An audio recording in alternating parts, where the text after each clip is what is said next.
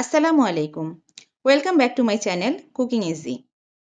চুলায় সাধারণ তাপেও যে সুন্দর কেক তৈরি করা যায় অনেকেই বিশ্বাস করে না। তাই আজ আপনাদের সাথে শেয়ার করছি নিশ্চিত সফলতার এই রেসিপি। ভিডিওটি শেষ পর্যন্ত দেখলে বুঝবেন বেকিং মানে শুধু ওভেন নয়, ইচ্ছা আর সঠিক পদ্ধতিই বড়। চলুন তাহলে শুরু করা যাক। প্রথমে একটি বোলে আমি দুটো ডিম ভেঙে নিয়েছি। ডিম দুটো আমি আগেই ফ্রিজ থেকে নামিয়ে নর্মাল টেম্পারেচারে এনে নিয়েছিলাম। এবার 2 চামচ পরিমাণ চিনি আমি এতে যোগ করে ভালোভাবে হুইস্ক দিয়ে মিশিয়ে নিব। এতে আমি যোগ করে দিব 1 কাপ পরিমাণ সয়াবিন তেল। এরপর আমি এতে যোগ করব 2 চামচ পরিমাণ গুঁড়ো দুধ, সাথে মিক্স করা তরল দুধ।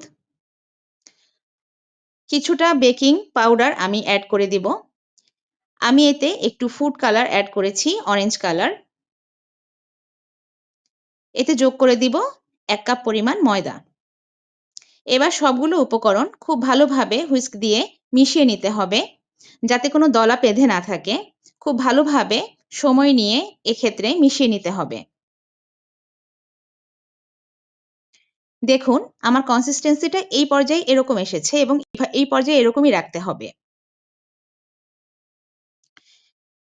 এবার আগে থেকে তেল ব্রাশ করে রাখা কেকের মোল্ডে আমি মিশ্রণটি ঢেলে দিব।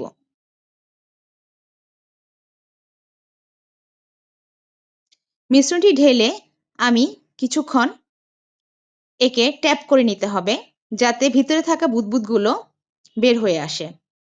এবার আগে থেকে প্রিহিট করে রাখা একটি হাঁড়িতে আমি কেকের মোল্ডটি বসিয়ে দেব। ঠিক যেরকম দেখছেন আপনারা ভিডিওতে এভাবেই বসাবেন। কোনো পানি লাগবে না। এবার ঢাকনা দিয়ে ঢেকে দিতে হবে আধা ঘন্টার জন্য। আধা ঘন্টা পর ফিরে এসে দেখব, টুথপিক দিয়ে চেক করে নিব যে আমার কেকটি হয়েছে কিনা। আমার কেকটি রেডি হয়ে গিয়েছে। সার্ভিং ডিশে ঢেলে নিলাম। দেখলেন তো কেক বানানো কত সহজ। আপনারা নিজের পরিবারের জন্য চমৎকার একটি সারপ্রাইজ দিতে পারবেন এখন। ভিডিওটি অন্যদের সাথে শেয়ার করুন, যেন তারাও শিখতে পারে। নতুন নতুন রেসিপি পেতে বেল আইকন অন করে রাখুন। আবার দেখা হবে পরের ভিডিওতে ইনশাআল্লাহ। সবাই ভালো থাকবেন, সুস্থ থাকবেন। ধন্যবাদ সকলকে।